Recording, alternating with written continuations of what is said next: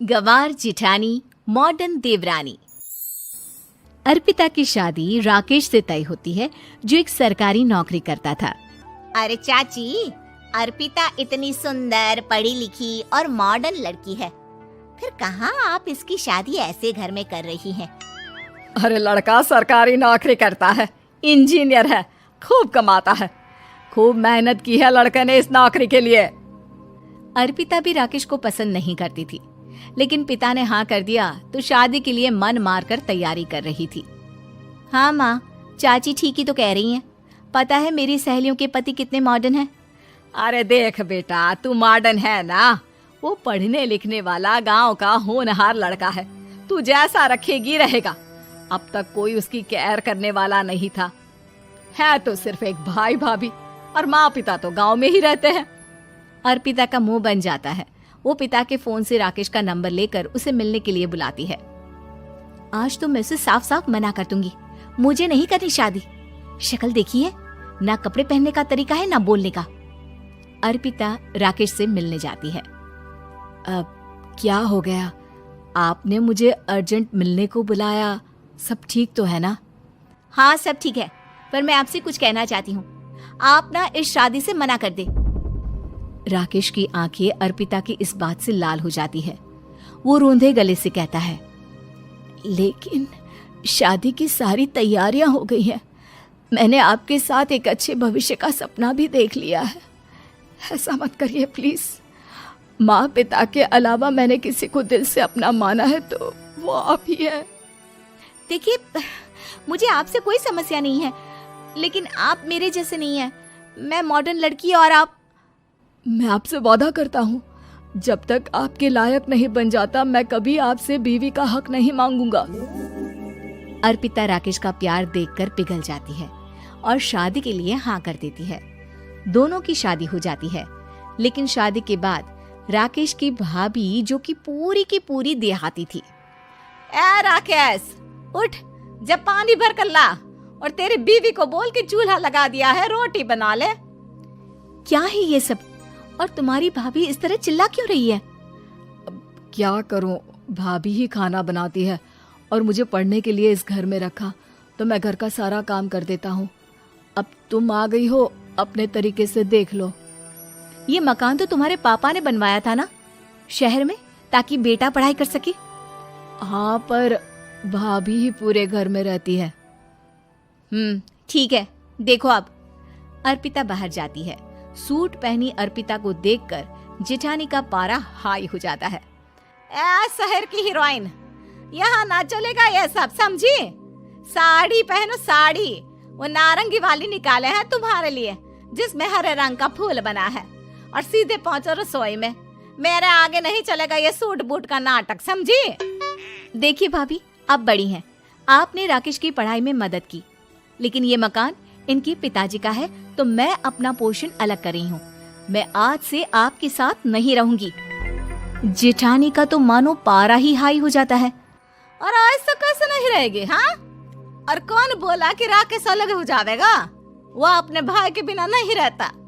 आज देखिए तो, देखिए कल के आई छोरी क्या बोल रही है। राकेश के साथ बात हो गई है, मैंने ऊपर का हिस्सा राकेश को दे दिया है। उसकी अपनी जिंदगी शुरू हो रही है, तो अच्छा है ना कि अब रसोई भी अलग हो जाए। अर्पिता राकेश की ओर फक्र से देखती है कि उसने अर्पिता के लिए स्टैंड लिया। अर्पिता बाजार में जाकर सारा रसोई का सामान ले आती है। पिता के दिए सामान से घर सजाती है और अपने तरीके से पूरे घर की सजावट करती है। शाम को राकेश ऑफिस से आता है। कुर्ता पैजामे में राकेश को देखकर, अरे ये क्या पहना है? भाभी सिलती है ना कुर्ता, मैं सारी कमाई भाभी को ही दे देता हूँ। लेकिन अब ना बीवी को देना होगा, क्योंकि भैया भी अच्छी नौकरी करते हैं। भाभी अपने पति का पैसा संभालें और मैं अपने पति का पैसा संभालूंगी। तभी भाभी आ जाती है। अरे देखो, बहुत हो गया। हाँ, अलग रहने तक तो ठीक था, लेकिन पैसा हम एक फूटी कौड़ी नहीं देंगे। बचपन से तुम्हारे पति को हमने पाला है, उसका हिसाब दो। अच्छा, हिसाब चाहिए? कितना पढ़ी है आप जो आपको हिसाब चाहिए? बड़े भाई हैं उनकी, जिन्होंने उन्हें पढ़ाया लिखाया, वो हिसाब मांगेंगे तो जरूर दे दूंगी भाभी। अरे देख, हाँ, अगर तूने पढ़ाई की है तो मैं भी अंगूठा छापना हूँ। अरे 5 की क्लास तक पूरी पढ़ाई की है, समझे? वैसे भी कल इन लोगों के माँ बाबूजी आ रहे हैं गांव से, वही लोग ठिकाने लगाएंगे तुझे। अगले दिन सास ससुर आते हैं, दोनों बहुत ही सीधे लोग। अच्छा किया जो ऊपर के हिस्से में राकेश की गृहस्थी लगा दी। अब दोनों बेटे अपना अपना देख ले। छोटी बहू कहाँ है? अरे बहुत ही चालाक है माँ जी, ऐसी जबान चलाती है जैसे दर्जी कैंची चलाता है। वैसे बहू तुम भी कम नहीं थी। और सुनाओ। तभी छोटी बहू सास ससुर के पैर छूकर उन लोगों को चाय और नाश्ता देती है।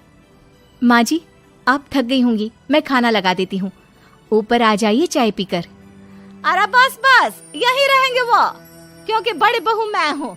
हम एहसास है इनके माँ बाबूजी मेरे पास ही आए हैं। चलिए माँ जी, आप ना किचन में खाना बनाइए, मैं जरा बाजार होकर आती हूँ और फिर साथ में खाना खाते हैं। जेठानी बाजार निकल जाती है और सास ससुर बेचारे घर पर अकेले। फिर दोपहर को, माँ जी, मैंने आप सभी के लिए खाना बनाया है। माना मैं छोटी हूँ, लेकिन अच्छा लगेगा अगर आप लोग मेरे साथ रहें। वैसे भी यहाँ है कौन बेटा, चलो ऊपर राकेश के पास ही चलते हैं। सास ससुर दोपहर का खाना खाकर वहीं आराम करने लगते हैं कि जेठानी आ जाती है। अरे वाह, ये तो वही बात हुई ना, कल की आई को पूरा परिवार और हम अकेले के अकेले।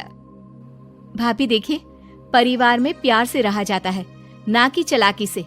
अम्मा खाना कैसे बनाती, पहले ही गांव से थक कर आई हैं। हाय रे दया, तो मैं का बाजार से ऐस करके आ रही हूँ। अरे भूख के मारे मेरा सर दर्द हो रहा है और यहाँ मेरी फिक्र कौन करेगा। अरे तो किचन में खाना है, लगा देती हूँ मैं भाभी। बड़ी बैठकर खाना खाती है और शाम को जब राकेश घर आता है। अरे राकेश, तू तो पूरा हीरो लग रहा है इन कपड़ों में। ऐसे कपड़े पहले क्यों नहीं पहनता था? राकेश बीवी की तरफ देखता है और फिर कहता है, माँ पहले पहनाने वाली नहीं थी ना। हाँ हाँ, और हम जो हाथ से सिल सिल कर कुर्ता पहनाते थे उसका का? अरे तुम्हारे भैया तो आज भी पहन रहे हैं। तभी अर्पिता सास के लिए कपड़े और ससुर के लिए शर्ट पैंट ला कर देती है। उन लोगों को फ्रिज से ठंडा पानी और टीवी में फिल्म दिखाती है। अरे कब से इनको बोल रहे हैं कि फ्रिज वाले आओ, लेकिन ये है कि मानत ही ना है। बहू, अब तो तुम ही समझाओ ससुर जी को। नहीं पापा, आप फ्रिज मत लीजिए। अरे वाह रे छोटे, खुद फ्रिज का ऐसे का मजा ले, और इनकी माँ के पास फ्रिज भी ना हो। अरे देखा पिताजी, देखा माँ जी कब बोल रही है। अरे उसकी पूरी बात तो सुन लो कि वो क्या बोल रही है। वो इसलिए क्योंकि अब माँ जी और पापा यहीं रहेंगे मेरे पास। घर को घर सिर्फ मॉडर्न या गांव की सोच नहीं, बल्कि संस्कार बनाते हैं भाभी, और संस्कार अच्छे हो तो सब सही हो जाता है।